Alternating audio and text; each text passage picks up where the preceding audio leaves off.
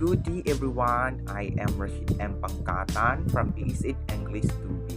In this video presentation is my requirement for the course Preparation of Language Learning Materials English 102. 6 strategies to get students started writing poetry. These strategies are the best effective technique that we might use when we started write a kind of poetry like a poem. The first strategy are write your own poems. Select a best title of your poems that you want to express your thoughts. You can do this before or during the unit or both. Share your process drafts, failure, and successes with your students. Even if you haven't writing poetry before, you may surprise yourself with what you come up with. Also, when you share your words and your process with your students, they see that poetry is something that genuinely matters to you, and you'll be better equipped to address their question about the writing process because you've gone through it yourself. The second strategy are teach diverse poets and poems you love. Select a best and effective reference that you teach to your fellow students. When you're passionate about the poetry you teach, your passion becomes contagious.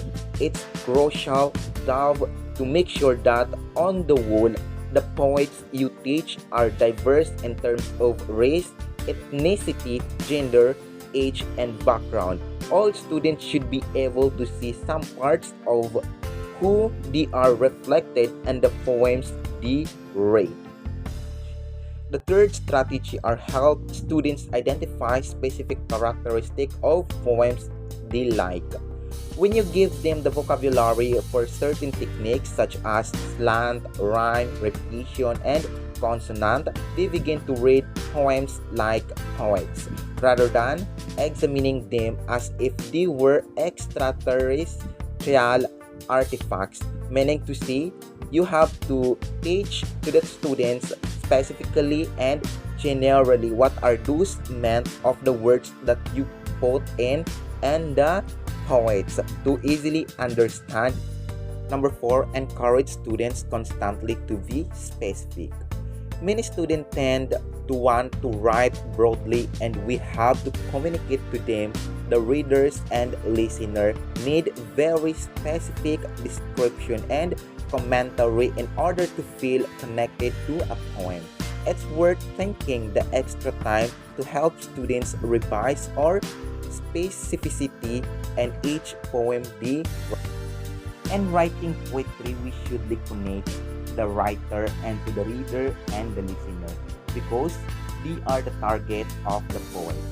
When we write a poem, we should detail in every thought that we put specifically with emotions from our personal experience.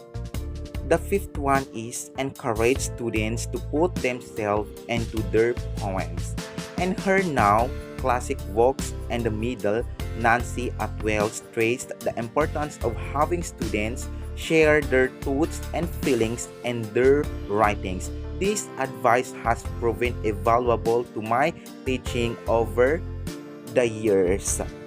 Always encourage the students that the best recipe of the writer is always based it and the personal life's experiences because everybody can relate if it is based on the personal experiences and touch to the emotion, and if it will be worth it will be worth. The last one to the strategies is help students learn how to understand the thing behind the thing. This is a concept I borrow from writer and podcaster Rob Bill. Bill uses it to talk about spirituality, but the idea applies to writing as well. Students should be able to articulate the answers to this question.